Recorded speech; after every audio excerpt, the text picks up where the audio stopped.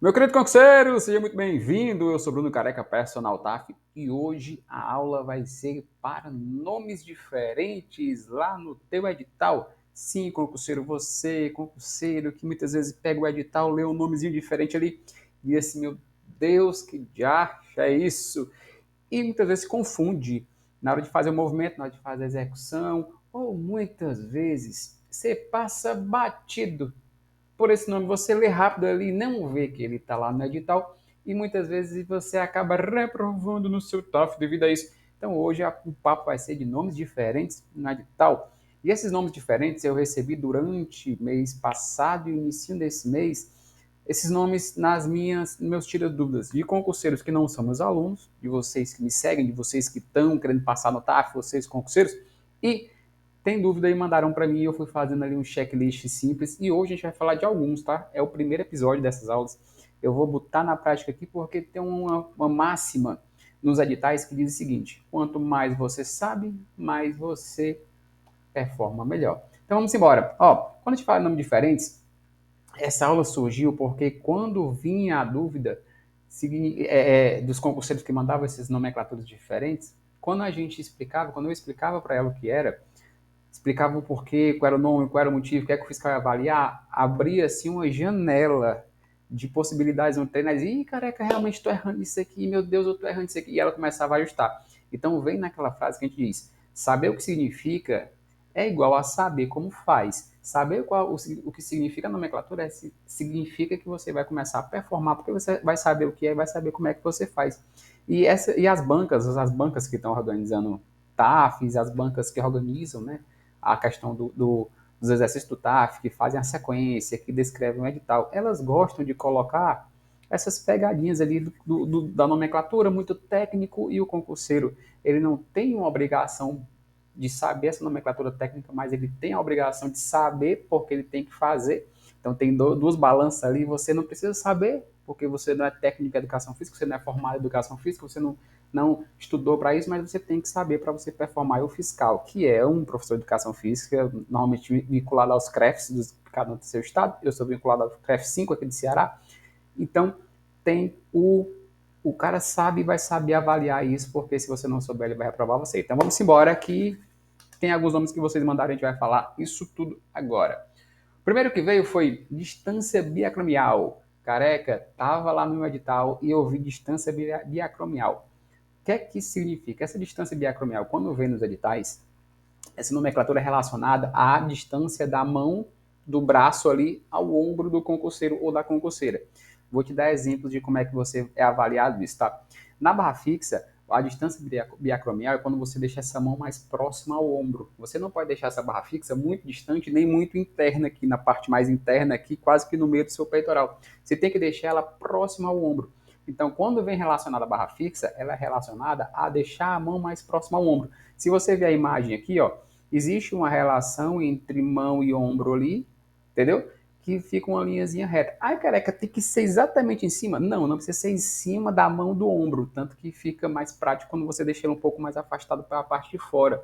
Então, tem editais que elas botam a questão da distância biacromial. Se tem isso no teu TAF, pega teu edital e ó, pega teu PDF, vê lá. Se tem isso no teu TAF, é porque realmente você vai ter que fazer. Se você chega lá no teu TAF e deixar essa mão muito fechada ou essa mão muito aberta, quando você for fazer, o fiscal vai avaliar que essa mão tem que ser mais pertinho do ombro. Ele vai dizer, ah, como é que ele sabe?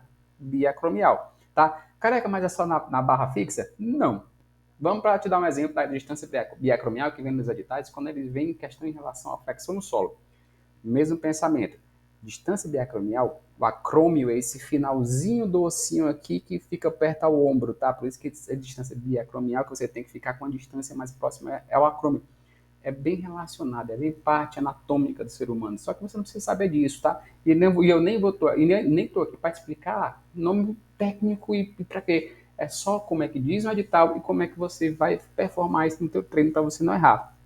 Na questão da flexão no solo, tem editais que eles já botam distância biacromial, para você ficar com a distância aqui mais próximo também ao ombro. Essa mão, ó, sempre são na flexão com os dedos apontados para frente e com essa mão próxima ao ombro. Você não pode fazer nem com essa mão muito afastada, que o edital, além de ser muito mais complicado de você fazer a movimentação correta, descer o corpo, subir o corpo, você também não vai ver os editais quando botam imagem ou quando não botam, dizendo que essa distância muito aberta não é aceita. Essa distância diacromial, que é essa primeira imagem aqui, é a partir do ombro, a mão. A mão muito distante do ombro vai ficar mais difícil e vai sair fora do padrão do edital. Quando a mão é muito dentro aqui, ó, aí careca, mas está na distância diacromial. Até tá. Só que vai ficar um movimento bem mais difícil de você fazer. E esse direcionamento aqui vai ser mais por tríceps vai exigir muito do teu tríceps, musculatura do braço aqui, posterior do braço, do que teu peitoral. Então, quando tem biacromial, você tem que ter essas distâncias bem ajustadinhas do seu edital, tá? Então, toda vez que tiver biacromial no teu TAF, agora você sabe que a distância em relação do ombro com a mão, pode ser na barra fixa, pode ser nas flexões, tá? Eles são exigidos mais esses dois exercícios, tá? E tanto faz, barra feminina, barra masculina, TAF 4 apoios, TAF 6 apoios masculino ou feminino, tá? O próximo agora é a nossa escápula abdominal curl-up. Essa é bem específica aqui. A concurseira mandou, dizem, careca, ela tem um abdominal curl-up que ela já não sabia o que era. E eu expliquei qual era o tipo de abdominal. E ela disse, cara, tem que tocar a escápula. Ela não sabia o que era escápula. Tranquilo. A escápula é esse ossinho de trás das suas costas aqui, concurseiro, ó, mais conhecida como pá das costas. Seu avô, sua avó provavelmente chamava pá das costas, porque era o nome mais conhecido, tá? É um ossinho onde tem o início ali das tuas costas que liga trapézio, dorsal, tal. Então, essa marcação da escápula, e eu vou te mostrar aqui, ó, é esse ossinho que tem atrás das tuas costas. Isso daqui é uma escápula, tá? É uma escápula, é um ossinho que tem atrás que serve como marcação. Nas abdominais curl-ups, os editais colocam lá que o concurseiro vai ter que, para realizar o movimento completo, ele vai subir, tocando o cotovelo na perna ou não. Tem duas formas de fazer a curl-up. Se você não sabe quais são as duas formas da curl-up, que é uma abdominal específica do TAF, procura aqui no meu canal que tem um vídeo só específico para isso, tem aula específica para isso, para você depois procura lá, bota uma playlist, uma checklist só de abdominal, tem lá curl-up explicando o que é e quais são as diferenças, faz a curl-up, faz o movimento sentado e quando volta, aí que vem a parte da escápula, de tal diz, o concurseiro tem que encostar a escápula no chão para ser movimentação válida. É a forma que o fiscal vai ver que você vai encostar suas costas de forma completa. Então, encostar a escápula significa que você encostou por completo as suas costas no chão e você não antecipou o movimento, você não trocou o movimento antes de encostar o movimento completo, você já voltou e já quis fazer o outro movimento. Então, escápula, toda vez que tem escápula, é você encostando suas costas no lindo solo, tá? Então, escápula é osso. Careca, hiperextensão do pescoço, essa é clássica. Hiperextensão do pescoço é a movimentação que você faz, muitos concurseiros fazem, para passar o queixo na barra fixa. Mas antes eu tenho que te contar explicar o contexto disso. Quando a gente vai fazer barra fixa, muitas vezes esse final do movimento, quando o concurseiro está treinando, ele olha para cima, deixando esse queixo mais alto. E isso é inconsciente que ele faz, por quê? Porque muitas vezes a meta de passagem de avaliação do fiscal vai ser você passar o queixo. Tá? Masculino, o concurseiro faz o queixo, passa e volta. Toda vez que ele passou o queixo e voltou para a posição inicial, ele é realizado com uma contagem de repetição correta. Na isometria, você tem que manter esse queixo acima da barra. Então, ou o concurseiro no TAF masculino faz essa movimentação jogando o queixo, que o importante de marcação é o queixo, e ele faz essa hiperextensão, é esse olhar para cima, é você jogar esse queixo para cima para passar da barra, e a concurseira, quando está na isometria, ela fica olhando para cima também, com o queixo apontando para cima, olhando para cima, o pescoço bem alongado. Então, essa hiperextensão é você olhar para cima durante a movimentação. Ah, careca, mas existe diferença? Tem editais que eles liberam essa hiperextensão, como você está vendo aqui, e você é permitido olhar para cima na isometria ou fazer a movimentação de repetição do TAF masculino fazendo e jogando esse queixo para cima. E tem editais que eles proíbem a hiperextensão. Normalmente, ela tem na parte lá onde do que você não pode fazer no TAF, o que o concurseiro não vai poder fazer na barra fixa. Essa hiperextensão, ele diz lá, o concurseiro não vai poder alongar o pescoço, também é outra nomenclatura. O concurseiro ou a concurseira não vai fazer uma hiperextensão. Hiperextensão, toda vez que tiver no teu edital, é esse alongamento do pescoço. Você não vai poder olhar para cima. Você tem que manter por horizonte. Um edital que eu li bem legal, que é da Polícia Militar, se não me engano, que era um PM. E ele estava fazendo e mostrou para mim, estava fazendo esse concurso da Polícia Militar, do estado dele, ele mandou para mim. E não tinha relacionado a hiperextensão. Ele não dizia nada no edital que ele era proibido fazer hiperextensão. Porém, ele dizia, ele ressaltava que o concurseiro, durante a movimentação, ele tinha que manter o olhar vibrado no horizonte.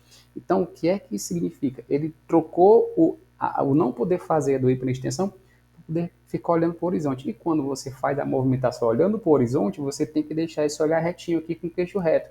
Ele troca uma coisa por outra, muitas vezes, para confundir o concurseiro. E às vezes é nem nessa intenção, ele bota se resguardando de certos pontos que o concurseiro não vai poder fazer isso. Então, pode vir hiperextensão, podendo liberar ou não, ou pode vir outra nomenclatura, que é olhar para o horizonte. Então, essa hiperextensão, toda vez que você vier, vem uma dessas duas nomenclaturas, tá? E faço a mesma pergunta. Ah, careca, mas aí é só na barra fixa que pode ter? Não. A hiperextensão também é considerada movimentação errada na flexão no solo. 4 apoios, flexãozinha, apoio de frente. Lá no edital, muitas vezes, tem que o concurseiro não pode olhar para frente e fazer uma hiperextensão. Lembrando, vem comigo. Dá aqui a mãozinha aqui junto com o careca. O que é a hiperextensão? É você fazer um alongamento do pescoço, olhar para frente, olhar para cima. Na movimentação da flexão, ele muda o ângulo, você não olha para cima, você olha para frente. Então, a hiperextensão é proibido você fazer esse olhar para frente. Na barra fixa, você olha para cima, é proibido. Na flexão, você olha para frente. Então, durante a movimentação, essa nomenclatura vem como olhar para frente, hiperextensão do pescoço, você vai ser proibido fazer essa hiperextensão. Então, assim, dentro dos editais na flexão também, que você tem que olhar para o chão. Ah, careca, mas se não tiver, mesmo se não tenha, eu faria ela olhando para o chão, para o solo aqui, porque tem dois pontos importantes. Além de você, quando olhar para o chão, você sabe até onde você está descendo, você tem, você tem uma noção de limite ali de onde você vai poder descer, para você não encostar o peito no chão, não encostar o rosto no chão e vai poder subir. E quando você não olha esse chão, olha para frente, você muitas vezes você faz na ansiedade de fazer, na adrenalina de estar fazendo TAF, você acaba encostando o peito porque você está olhando para frente aqui focado, pode dar uma câimbra, pode dar uma dor no pescoço, você não sabe a limitação que você está tendo no chão, a distância. Então, toda vez que tiver hiperextensão, ela pode acontecer também na flexão, no 4 apoios ou 6 apoios. Você viu aí, presta atenção. Muitas vezes, uma nomenclatura que tem no edital, ela serve para vários exercícios. A gente viu flexão no solo entrando muitas vezes, a gente viu barra fixa, a gente viu distância biacromial. Então, essas nomenclaturas, ela não vem só em um exercício específico, ela pode vir 2, 3 ali dentro do mesmo edital. Ou pode ser que um exercício venha, outro não venha. Não é, a sequência que eu te dei aqui não é a ordem específica para isso, tá? Não é lei ter só nesse exercício, pode ter também alguns outros. Caiu em algum outro exercício, você lembra, cara, hiperextensão é erguer o pescoço, não posso, eu tenho que fazer a posição correta que diz o edital. Beleza? Vamos nós! O próximo que eu recebi foi anteroposterior. O que é essa pegada anteroposterior? Essa pegada, essa posição anteroposterior é bem relacionada às corridas. Essas corridas, essa posição que você está vendo aqui na foto, é essa questão de um pé à frente do outro. Normalmente, a posição anteroposterior ela é exigida nas corridas curtas. Curl-up, curl-up abdominal, calma. Short runs, errei. Short runs, corrida 50 metros, corrida 100 metros, são corridas rápidas, tá? E por que ela é exigida mais nessa corrida? Porque quando você fica nesse posicionamento antero-posterior, você tem uma saída mais rápido, tá? Entre aspas ali, porque você coloca o pé de apoio mais à frente, que você tem mais impulsão, mais força, e você dá esse primeiro passo com muita movimentação. E por que uma coisa puxa a outra? Posição antero-posterior, um pé fica à frente, você consegue largar mais rápido porque são corridas mais rápidas, onde acontece ali questão de segundos, tá? 50 metros, 100 metros ali fica na questão de 20 segundos, de 10 segundos se for. Então, o shot runs fica ali na questão de segundos também. Então, ajuda o concurseiro a fazer. Essa nomenclatura, ela facilita a movimentação. As outras que a gente passou até agora, elas são meio que você é proibido fazer. Se você fizer, você está sendo fora do edital. Essa anterior-posterior, além de ser proibido, não, além de ser exigido nas corridas rápidas, ela acelera a tua saída, então ela facilita teu movimento. Então, anterior-posterior é relacionado a um pé à frente do outro. Provavelmente, se tiver no teu edital, vai ter nas corridas curtas. Ah, careca, mas se minha corrida... Ah, careca, mas se na minha corrida ele for só 12 minutos.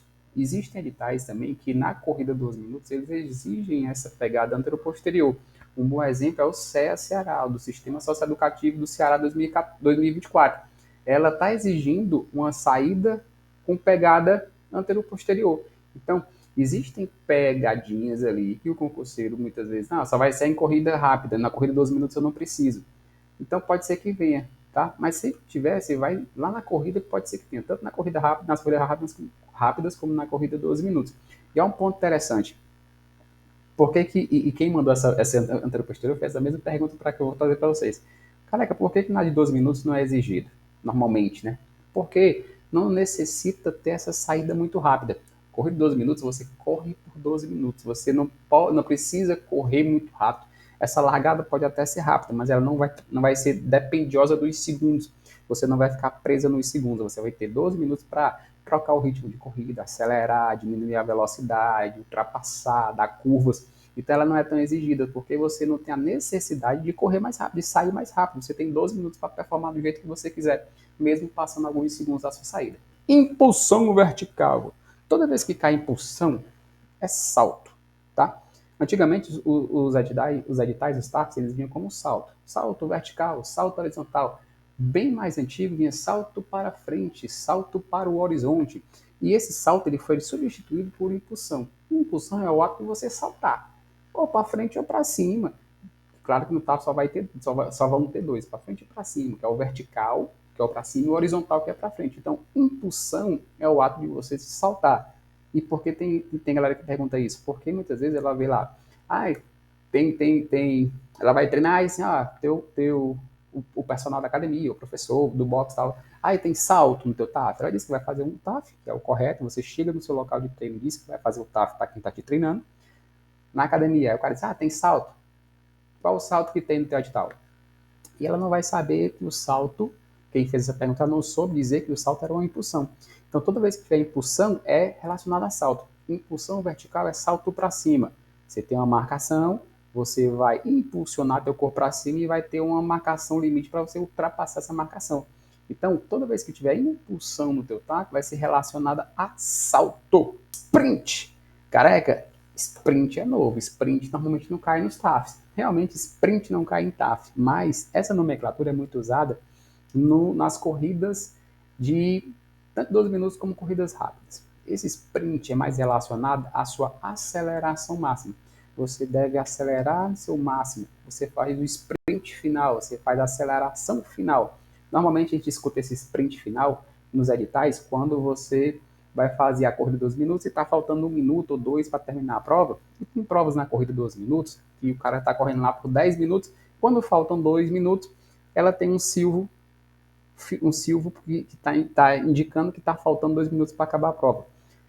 Mais uma vez, se você não sabe o que é silvo, tem um vídeo aqui no meu canal dizendo que é o que explicando quais são os silvos das corridas e quantos são. Essa de silvo de corrida de 3 silvos tem um para iniciar a corrida, um para dizer que faltam 2 ou 1 minuto para acabar a corrida e o sprint e o final, o silvo final. Então normalmente é usado o sprint nesse último silvo aqui, ó. Cara, falta 2 minutos para terminar minha prova. Eu tenho ainda que dar uma meia volta na corrida. Na pista eu tenho ainda tantos metros para percorrer para bater meus 12 minutos, a distância que tem no meu edital. Então, esse sprint é relacionado à corrida. Você pode identificar isso no edital e pode identificar isso também nos teus treinos. Tá? Muitas vezes eu prescrevo treino para os meus alunos, para os meus mentorados, para os meus concurseiros, que eu boto, você vai fazer, só um exemplo, você vai fazer 3 minutos de corrida, 2 minutos de sprint. Esse corrida trote aqui é uma corrida mais cadenciada. E quando eu boto sprint, eles já sabem que o sprint é para dar a aceleração inicial. Então eles fazem o trote, aí mudam aqui, eles aquecem a respiração e fazem uma hiperventilação, respiram mais ajustado para poder dar o sprint final. Então esse sprint é relacionado à aceleração na corrida. Se um dia tiver sprint no teu edital, é relacionado à aceleração, a correr o máximo possível. Tranquilo? E concurseiro, chegou até aqui, é um começo de checklist de nomes que são estranhos que caem nos editais. Eu quero trazer todos para cá para você entender, para você saber. E lembrando, quanto mais você souber dessa tarefa, quanto mais nomes diferentes você identificar e souber colocar na prática o que fazer e o que não fazer, melhora para o teu TAF. Você acelera a sua batida de meta do TAF. Porque, além da importância de você Saber fazer o TAF, saber bater a meta do TAF é você identificar o que você não deve fazer. Então, muitas vezes, essas nomenclaturas, elas caem muito na questão do que você não pode fazer. Ah, não pode fazer uma hiperextensão do pescoço. Ah, a distância não pode ser além de uma distância biacromial. Agora que você sabe, você tem ajustando isso no teu TAF. E vendo o que é o nome, explicando o motivo, por que acontece isso, é muito mais prático, tá? Então, você não está sozinho nesse TAF, junta aqui comigo e toda terça e quinta tem vídeo novo aqui no meu canal. Então, segue o canal, segue o Careca, deixa no comentário se o teu edital tem. Ai, Careca, meu edital tem isso aqui, não tem esse nome aqui. Para eu fazer uma checklist 2 dos nomes estranhos, bota aqui embaixo o nome que você viu. Careca, esse nome aqui é muito estranho, cara, tu não falou, explica para mim que eu boto no próximo vídeo, tá?